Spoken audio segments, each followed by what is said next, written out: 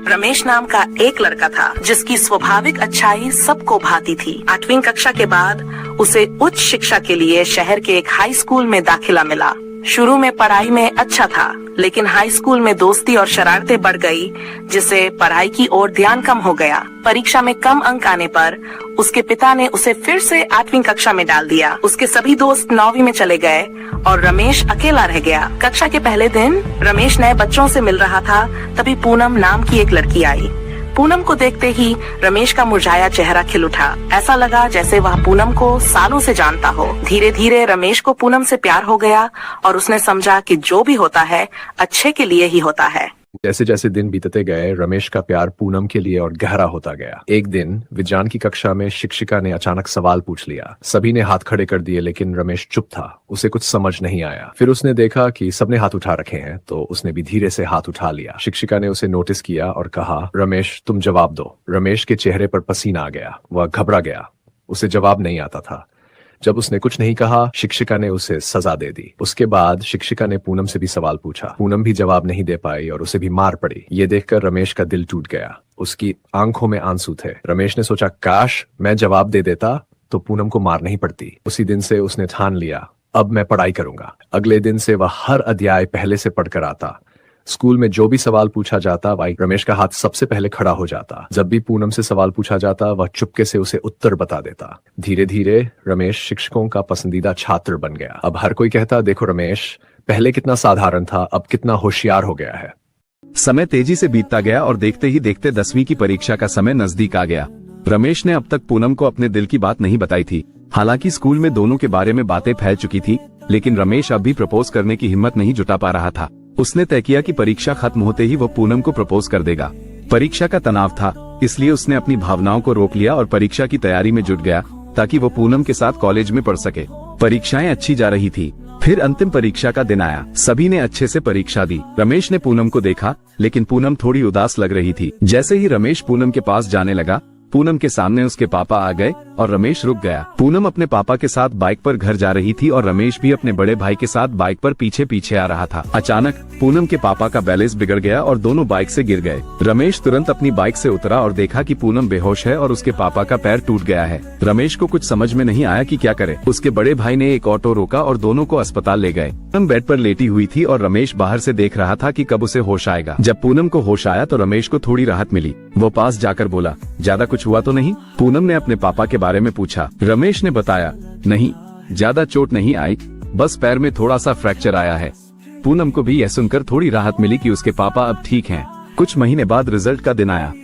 रमेश को बस यही चिंता थी कि दोनों पास हो जाएं और एक ही कॉलेज में एडमिशन मिल जाए, और वैसा ही हुआ। दोनों ने 10वीं बोर्ड पास कर लिया। रिजल्ट के बाद भी रमेश की चिंता नहीं हटी। वो सोचने लगा कि अगर अलग अलग कॉलेज में दोनों का एडमिशन हो गया तो पूनम दूर हो जाएगी, लेकिन वो क्या कर सकता था? उसमें कुछ करने की क्षमता नहीं थी। उसने पूनम की बेस्ट फ्रेंड रोशनी से बात की और पूछा कि वो कौन सा स्ट्रीम लेगी और किन किन कॉलेज में एडमिशन के लिए आवेदन किया है। पूनम की दोस्त ने बताया कि वो साइंस स्ट्रीम लेगी और पास के ही कॉलेज में एडमिशन लेगी। रमेश भी जुट गया कि उसे भी उसी कॉलेज में एडमिशन मिले। समय का चक्र कुछ ऐसा घुमा कि रमेश और पूनम का एक ही कॉलेज में दाखिला हो गया। पूनम को साइंस में दाखिला मिल गया, लेकिन रमेश को आर्ट्स सेक्शन में रखा गया। रमेश ने प्रिंसिपल के ऑफिस जाकर कहा, सर मुझे साइंस करना है। प्रिंसिपल ने उत्तर दिया, साइंस सेक्शन में सीटें पूरी हो चुकी हैं और अब इसमें मैं कुछ नहीं कर सकता। निराश होकर रमेश बाहर चला गया। अब दोनों के सेक्शन अलग हो चुके थे, लेकिन रमेश ने हार नहीं मानी। वो ज्यादातर समय साइंस सेक्शन में ही दिखाई देता था। एक बार क्लासरूम में टीचर ने उसे पकड़ लिया और पूछा, बेटा तुम तो साइंस सेक्शन के नहीं हो, तो रोज साइंस सेक्शन में क्यों बैठ जाते हो? रमेश ने जवाब दिया, सर ज्ञान हर जगह बांटा जा रहा है। ये तो ज्ञान लेने वाले पर निर्भर करता है कि वो कौन सा ज्ञान ले और कौन सा छोड़े। क्लास में सभी ठहाके मारकर हंसने लगे। टीचर ने रमेश से कुछ सवाल पूछे, लेकिन रमेश ने सही जवाब देकर टीचर को भी चुप कर दिया। कॉलेज में गणेश पूजा का आयोजन चल रहा था। रमेश ने देखा कि पूनम आज बहुत खुश है, तो उसने सबके सामने उसे प्रपोज करने का फैसला किया।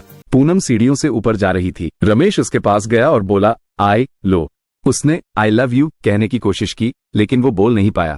पूनम ने उसकी तरफ देखा और मुस्कुराते हुए कहा, क्या बोलना चाहते हो? मुझे अच्छी तरह पता है। रमेश ने झिझकते हुए उसका हाथ पकड़ लिया और धीरे से कहा, आई लव यू पूनम। सब लोग ये दृश्य देख रहे थे, लेकिन पूनम बिना कुछ कहे रमेश का हाथ छोड़कर वहां से चली गई। रमेश हक्का बक्का रह गया। उसे कुछ समझ में नहीं आया कि पूनम ने ऐसा क्यों किया। उसने सोचा, जब सभी को पता है कि स्कूल के समय से ही हम दोनों का नाम जोड़ा जाता है, तो पूनम ने आज मेरे प्रपोज का जवाब क्यों नहीं दिया? रमेश के मन में हजारों सवाल घूमने लगे। 2-3 दिन बीत गए, लेकिन पूनम कॉलेज नहीं आई। जब रमेश ने उसकी दोस्त रोशनी से पूछा, तो उसने बताया पूनम की तबीयत खराब है, इसलिए वो नहीं आ रही, कल शायद आएगी। रमेश को पूनम की तबीयत की चिंता होने लगी। वो बेचैन था कि पूनम ठीक नहीं है और वो कुछ कर भी नहीं सकता क्योंकि पूनम घर पर थी और उसके माता पिता घर में थे। उस रात रमेश सोचते सोचते सो नहीं पाया। अगली सुबह जब रमेश कॉलेज पहुंचा तो पूनम वहां आई थी।